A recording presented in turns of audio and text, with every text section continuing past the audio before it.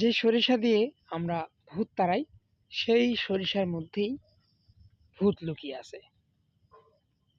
একটু অবাক হচ্ছেন, তাই না? সরিষার মধ্যে ভূত কথাটার অর্থ হচ্ছে এই যে যাদেরকে দিয়ে আমরা গণতন্ত্র পুনরুদ্ধার করতে চাই, গণতন্ত্রকে পুনরুদ্ধার করব, তাদের মধ্যেই সেই আওয়ামী লীগের শয়তান লুকিয়ে আছে।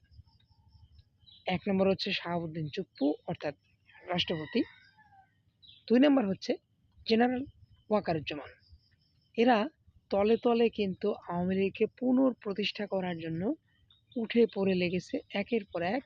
এই যে প্রোপাগান্ডা, মিথ্যাচার, খুন, রাহাজানি, ছিনতাই, ধর্ষণ এবং এই যে কয়েকদিন আগে যে ভিপি নূরের সাথে যে ঘটনাটা ঘটেছে, এরকম কিছু ঘটনা ঘটানোর জন্য এবং এইরকম কিছু ঘটনা ঘটিয়ে বাংলাদেশে আবারও আওয়ামী লীগকে পুনঃপ্রতিষ্ঠা করার চেষ্টা করা হচ্ছে।